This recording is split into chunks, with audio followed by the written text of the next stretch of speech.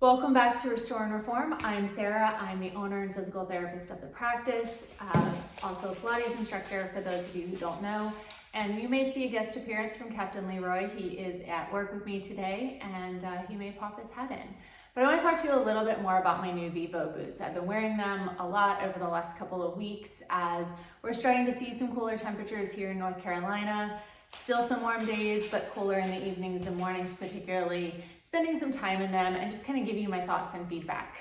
Most of you know that I'm a big fan of barefoot or natural shoe wear for a lot of reasons. I've gone over the 5 F's before, which quickly we'll review, include foot shaped, flat, flexible, feel or the thinness of the sole, and of course fixed to your foot. So those are the 5 F's that I'm always looking for when I look at a pair of shoes.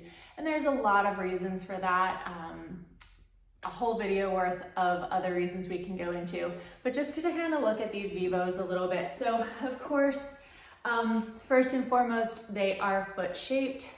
They have a beautiful little Vivo V on the bottom. They're definitely flat. This is a little bit of a hidden sole so that you sit down in it. There is no drop, there is no toe spring, and there is no internal arch support. In fact, the sole is just a very, very thin cork insole, which is completely removable. So you can use this if you want a little extra cushion or maybe some odor absorption, but it's not gonna offer a whole lot in the way of support. These boots, despite being a nice leather, are actually incredibly flexible right out of the box. So they do allow for that natural mobility feel. There's a super thin sole on these, as with all Vivos. So you do have the ability to feel the ground and the textures underneath, maybe without any sharp pointy points or ice cold or too hot. And then of course it's a boot, so it's gonna be fixed to my foot. So as I've been wearing these, first of all, let's go ahead and talk about my pattern.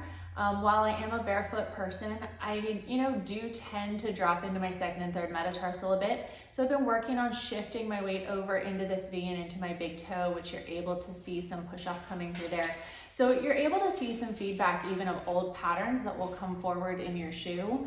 I've been wearing them to work. I've been wearing them to walk Levi. I slide them on when I'm gonna run to the stores and do some grocery shopping. And they've just been a quick go-to. They're super comfortable. On these colder mornings, they've been nice and warm. I can even slide barefoot in and I'm definitely warmer. If I do wear them with socks, I always wear it with a pair of toe socks so that my toes can move as naturally as possible, even while inside the shoe. I want to kind of come back though to the shoes that I used to wear. As a PT, I have recommended traditional footwear for a lot of my career. Rigid shoes, more narrow toe boxes, shoes with heel drops, arch support, heel counter, calcaneus position. That was what I learned and that was what I recommended to people. And in most cases, people got better, at least in the short term. But what I've come to learn is that the more of those things we put in our shoes, the less our feet work, which over time is when it becomes problematic. So looking at some shoes that I used to wear, these were a casual pair of Chelsea boots that I used to wear all the time for work. Notice we've got this kind of thick, rigid heel. Now, because they've been worn in, they have some flexibility at the toe, but they really have almost no flexibility. So we've got a pretty significant heel on here in the heel toe drop, not super flexible. The front is very thin and I can feel the ground, but we're definitely in much more of a cone shaped position, not foot shaped here. And so these were a constant go-to. These stay in my closet so I can show people what not to wear. These have replaced them as my go-to already. Then for warmer weather, or for colder weather, to keep my feet warmer, I would go into something like this, the super tall riding boot. Again, not foot shaped, not flat, not really flexible at all, and definitely not super thin. Again, toe a little bit thinner, heel definitely not. And I used to think that I needed this to stay warm. I will tell you, I don't do cold. Anybody who knows me, I don't do cold.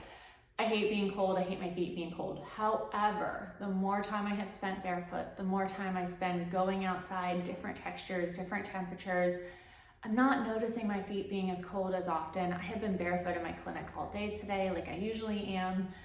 And I'm finding that when I do need to throw on socks, a pair of toe socks and a simple boot like this, and my feet will stay plenty warm. In fact, sometimes be almost too hot. So you don't need a thick boot to be warm. You don't need a thick sole to be comfortable. You don't need a rigid shoe for support. The cushioning and the rigid support, unfortunately, will only counteract your body's natural abilities, and over time will make you weaker and stiffer, making you feel like you need more support and more cushioning. So it's really gonna work in the opposite direction of what we want, instead of being able to move forward in the right direction. So I would definitely recommend to get yourself a pair of Vivos. There are a lot of styles and a lot of options. Restore Reform 10 is a discount for 10% off full priced items. These Gobi Chelsea boots are available now. They were in pre-order in this color and should be coming available for full order soon. For sizing reference, I wear a women's 8.5 to 9 in the US or 39 to 40 on European sizing. These are listed as a women's 8, but they are the Euro 39, and I think they've been a great fit for me. I do think the 40 would probably be a tad too big. However, you do want a little of space at your toes. So if you remember as a kid, or you are a kid now, and mom's always pinching the tip of the toe to make sure there's room at your big toe, that's actually what we need to do as adults. So double check that and make sure. Most shoe brands like Vivo and several others that I work with and recommend to clients do have sizing charts, often in centimeters, but you're looking at the longest length of your foot and the widest point of your foot as measurement points to make sure that you get something that fits.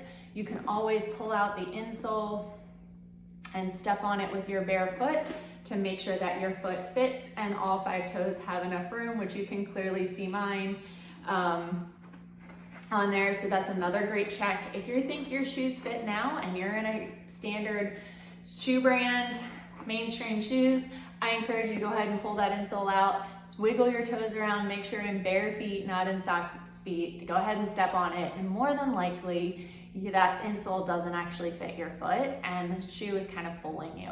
So get yourself a pair of Vivos, get yourself some boots that are flat, thin, flexible, fixed, and most importantly, foot shaped, so that your feet will be happy for the fall.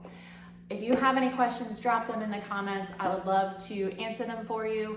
If you're local to the Raleigh area, I would love to be your go-to foot guru to check out things that are going on and give you some tools moving forward. If you are in other states, I do have virtual options available depending on where you live, so I can also try to help you out that way. Check out my webpage, restorereformpt.com, hyphens, not dots, and hopefully we will be in touch soon. Take care.